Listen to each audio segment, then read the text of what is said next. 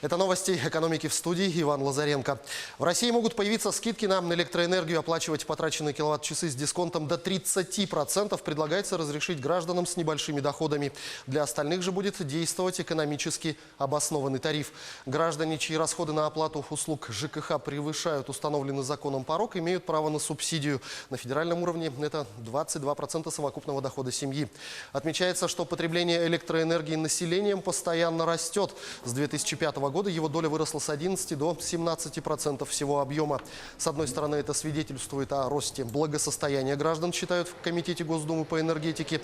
С другой остается проблема перекрестного субсидирования, при котором сдерживание роста тарифов для населения компенсируется их увеличением для другой категории потребителей – для промышленности. Госдума в третьем окончательном чтении приняла закон об отмене комиссии за переводы между физлицами внутри одного банка, так называемого банковского роуминга. Размер комиссионного вознаграждения не может быть обусловлен открытием указанных банковских счетов в разных обособленных подразделениях одной и той же кредитной организации, говорится в законе. Ранее глава Думского комитета по финансовому рынку Анатолий Аксаков заявлял, что закон был поддержан, так как он восстанавливает справедливость для жителей регионов, которые пользуются услугами одного и того же банка. Документ вступит в силу спустя 180 дней после его официального опубликования. За это время банки должны успеть пересмотреть свои тарифы. Минстрой России может учесть предложение ввести гибкую тарифную политику по обращению с твердыми коммунальными отходами. В частности, предлагается полностью отменить плату за вывоз мусора для детей до 3 лет и ввести льготные ставки для дошкольников и младших школьников до 11 лет, а также освободить от платежей за детей многодетные и малоимущие семьи. По оценке общественников, это будет способствовать снижению долгов россиян за услуги ЖКХ. В ноябре стало известно, что неплатежи юридических лиц за вывоз мусора составляют 70%. Согласно нацпроекта «Экология», который должен быть реализован в России до 2024 года, в частности, планируется создать условия для вторичной переработки всех отходов потребления, запрещенных к захоронению. Всего на реализацию проекта направят 4 триллиона рублей, 3 из которых получат от инвесторов. И продолжая тему, Минприроды подготовила изменения в законодательство, позволяющие во всех случаях оплачивать вывоз мусора по фактическому накоплению, а не по нормативам. Региональные власти смогут принимать решения об оплате потребителями вывоза мусора, исходя из количества и объема контейнеров и баков, установленных на площадке. Это позволит избежать конфликтных и неразрешимых ситуаций между потребителями и региональными операторами по определению способа оплаты, отмечают авторы инициативы.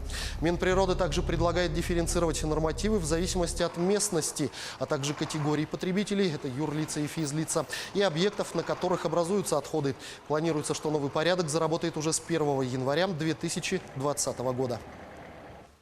Обсуждение перспектив введения 4-дневной рабочей недели в России отложено на неопределенный срок. Консультации по этому вопросу планировались в ноябре в рамках трехсторонней комиссии под председательством вице-премьера Татьяны Голиковой. По словам экспертов, в ближайшее время от этой дискуссии с высокой вероятностью откажутся, так как стало ясно, что без экономических потерь воплотить идею не получится. Стоимость авиаперелетов в 2020 году продолжит расти, предупредили в Ассоциации эксплуатантов воздушного транспорта. По данным организации, убытки за 9 месяцев 2019 года составили 9,7 миллиарда рублей, а за весь год потери авиакомпаний составят около 40 миллиардов. Это обусловлено тем, что у перевозчиков в январе-сентябре значительно выросли траты на аэропортовое обслуживание, обязательное страхование, увеличились общие затраты на топливо. При этом авиакомпании пока не получили обещанные 23 миллиарда рублей за скачок цен на топливо в 2018 году. А предложенный правительством механизм демпфера по-прежнему не работает. В сервисах по бронированию авиабилетов отмечают, что билеты на первый квартал 2020 года уже подорожали от 3 до 18% в зависимости от направления. Технический комитет при Росстандарте предложил ввести новые названия для молокосодержащих продуктов с растительными жирами. Нововведение поможет покупателю более четко понимать, где молочный продукт, а где нет. Сейчас молокосодержащая продукция входит в категорию молочных продуктов. По регламенту до 50% жировой базы в ней может состоять из растительных жиров, например, пальмового или кокосового масла. На этикетке указано, что продукция содержит заменители молочного жира и произведена по технологии сметаны, сметаны, творога, сыра и так далее. Необходимые уточнения о замене жиров или белков указаны в их составе, но потребители его не всегда изучают. Зачастую такая продукция ассоциируется у граждан с натуральным молоком, а это заблуждение. Напомню, с июля магазины начали разделять молочную и молокосодержащую продукцию, чтобы избежать их смешения. На этом у меня пока все. Оставайтесь в курсе экономических событий на Якутия-24.